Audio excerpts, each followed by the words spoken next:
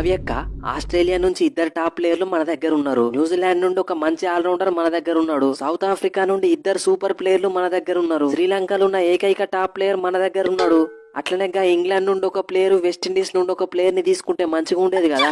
పోయినసారి England player ని నమ్ముకున్నందుకే మనకు పెద్ద బొక్క పెట్టిండు. ఇక వెస్టిండీస్ వాళ్ళ కోసం ట్రై చేసినా గానీ మనకు దొరకలే. ఈసారికి ఇట్లా కానియండి, నెక్స్ట్ సారికి అన్ని దేశాల నుండి ఒక్కొక్క ప్లేయర్ ని పట్టుకత్తా. ఎంతైనా నువ్వు ఆ ప్యాట్ కమిన్స్ కి 20 కోట్లు ఇచ్చుండు నాకు నచ్చలేదక్క. మన ఇండియన్ ప్లేయర్ శార్దుల్ ఠాకూర్ కోసం ట్రై చేయాల్సింది కదా. డారెల్ మిచెల్ అన్న తీసుకోవాల్సింది కదా.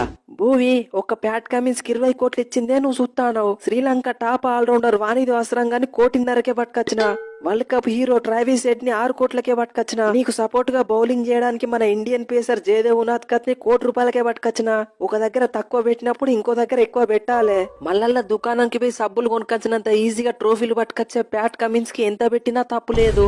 థ్యాంక్స్ అక్క, నా మీద నువ్వు పెట్టుకున్న నమ్మకాన్ని 100% వమ్ము చేయను. చిదంబరం చిన్నస్వామి వాన్కండే స్టేడియంలో ఉన్న ఫ్యాన్స్ ని సైలెంట్ చేసి నీ ఫేస్ లో స్మైల్ తీసుకురాకపోతే నేను ఆస్ట్రేలియా కెప్టెన్ ప్యాట్ కమిన్స్ నే కాదు.